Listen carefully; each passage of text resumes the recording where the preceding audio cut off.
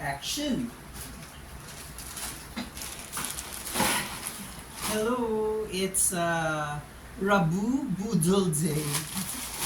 About a week ago, bumili ako sa Temu. It was my first time to download Temu.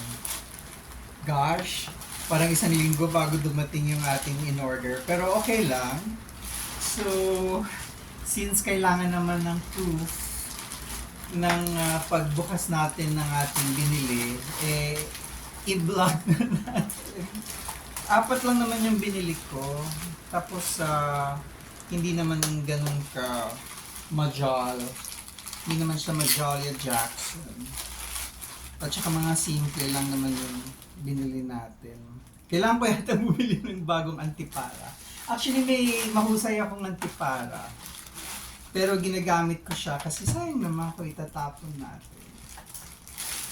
So ano bang mga binili natin? Bumili ako ng basahan.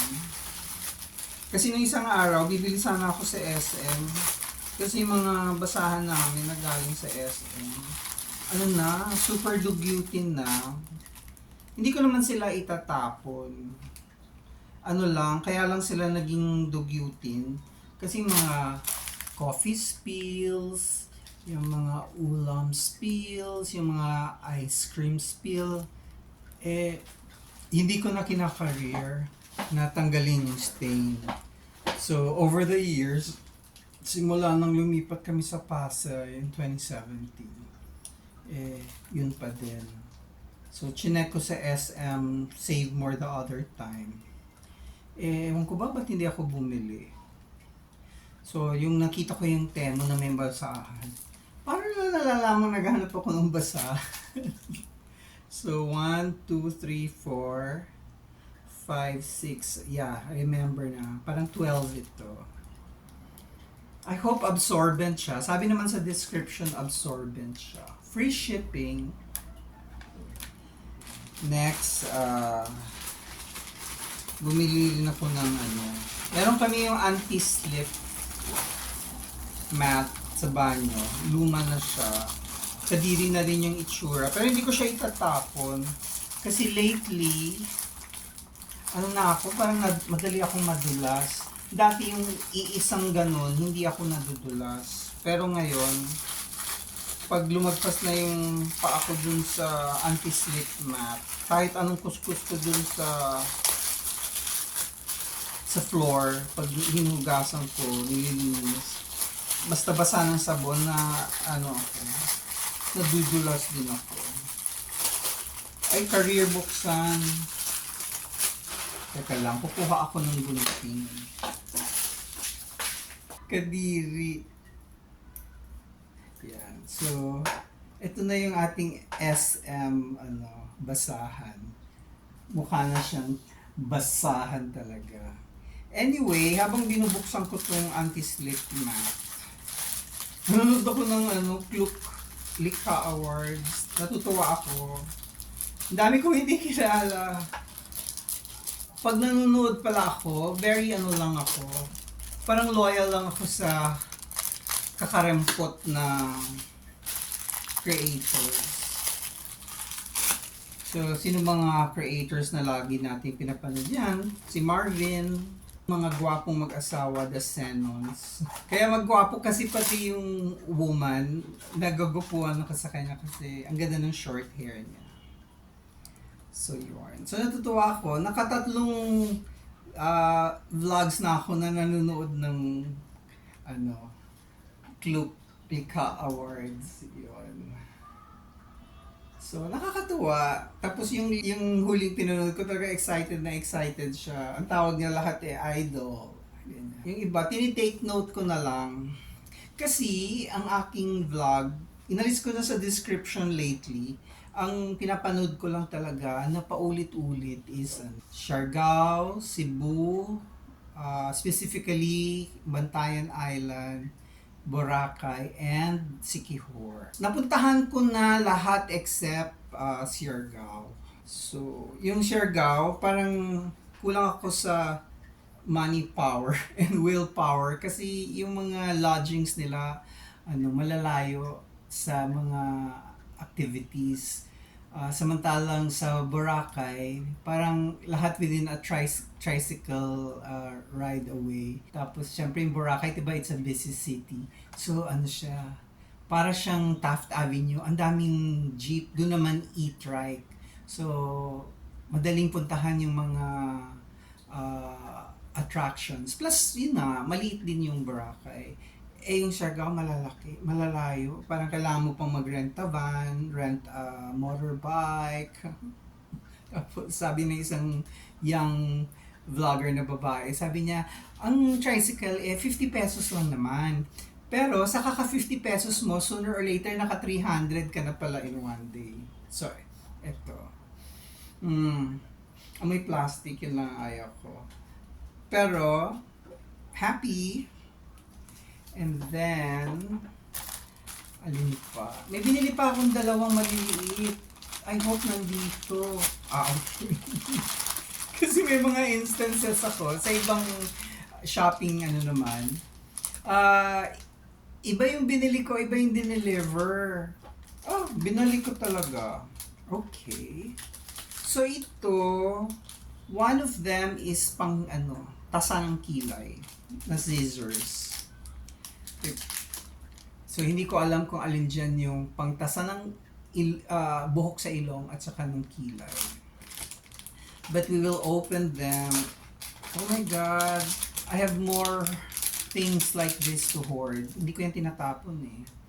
Ayan, there. So, ang tanong, marunong ba ako gumamit? So, pag ganyan. Tingnan nga natin. Susubukan ko.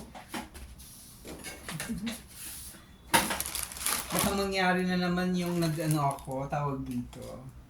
Bumili ako ng yung pangtasa sa buhok. Ito, ilang beses ko itong ginagamit.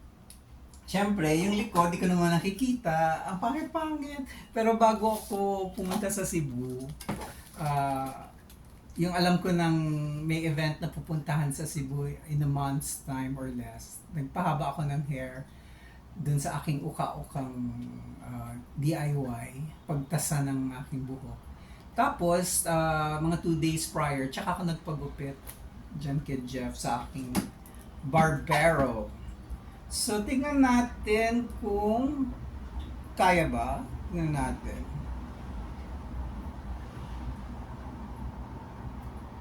Oh my God. Pupunta yata ako kay Jeff ulit. At parang mapurol.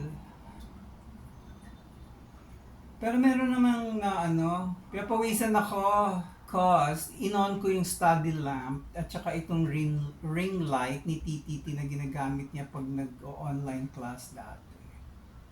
Pero diba yung mga LED hindi naman mainit?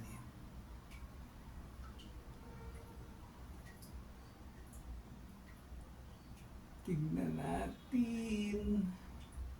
May cousin pa naman ako, nag-DIY siya ng kanyang, she was a little girl then. Shinave niya yung kanyang kilay. So for how many months, nilalagyan lang siya ng Oh my God, I think I made again another mistake. Oo nga, mali ang ating pagkat, di bale. Wala naman siguro makakahalata. Oh shucks. Oh gosh. Hindi. Yung uka, kunyari uban na lang, total matanda na ako. And then next is, dito natin. Next is the pangtasa ng ilong. The other day, sabi ni TTT, lumalabas daw yung ilong ko. Yar. So, tatasahan na natin itong ating ilong. Kasi para tayong gorilla. Lumalabas ang ating buhok. Okay. Cringe ba? Total, 10 lang naman kayong nanonood. Kaya ako bumili nito dati, ang pinangkakat ko, yung cute na Swiss knife na pasalubong ng sister ni TTT galing sa Geneva. Eh, I had to dispose of its airport recently when we flew to Cebu. Kasi hindi ko siya na-check-in. Tapos bawal daw, sabi siya na iya to. Eh, lahat ng flight ko, since I received that, kasama yon sa aking carry-on. But this time, siguro nag-improve ang kanilang training. Hindi daw pwede yon. Although yung Swiss knife ko is very small lang yun ha. So iniisip ko tuloy kung magbabaon ba ako ng tinidor, bawal din. Kasi syempre matulis yung tinidor, diba? Kaya ako magbabaon ng tinidor kasi nagbabaon ako sa airport. Diba? Kung minsan nagdadala ako ng Lucky Me, tapos may maliit akong Tupperware. Tapos pag nagutom ako bago lumipat, because we are already there mga 3 to 5 hours before the flight. Kasi mga puro red eye flight yung aming flight. So, para hindi makatulugan, oversleep, punta na doon. Wala siyang buhok, pero may nakikita akong buhok because uba na siya.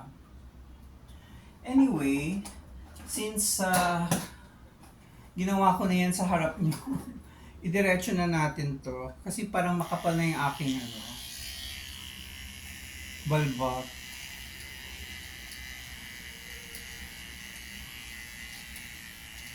Kunting bawas lang.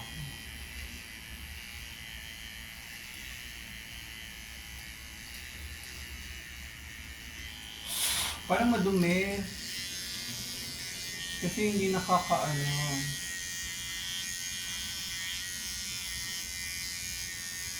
Naku, you're failing me. Hindi siya nag-shave mabuti.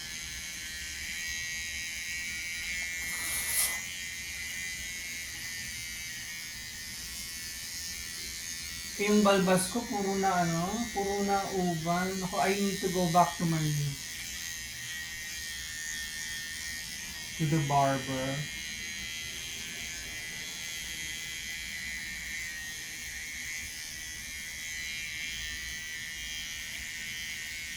Well, anyway, going back to the award, natutuwa ako sa kanila. Kasi not many, yung pina-follow ko si JM, si Marvin, nakakuha ng award. Sabi ko, pwede ba kaya akong mag-ganon? Pero nabasa ko, yung Klook daw niya, kailangan mo ng minimum subscribers in any of your social media. So, hindi ako pwedeng maging Klook affiliate. Kasi, 552 pa lang yung ating subscribers. Ganon din sa aking Klook. Sa aking Klook. Sa aking, gusto ko yata live selling or something. Or video selling sa, anong tawag doon? Sa TikTok. 263 lang yung aking subscribers. Lahat yun sila kailangan ng 1,000. My God, pawis na ako. Kasi sinarado ko din lahat ng bintana. Ay, bumigay na yung baterya. It's time to recharge. But anyway, thanks for joining me again. Hopefully, meron akong mas mga insightful vlogs in my future vlogs. So, bye-bye! Gawin niyo akong Klook endorser. Gawin na nating 1,000 yung ating subscription. At saka, gawin niyo rin akong TikTok live seller. Bye-bye!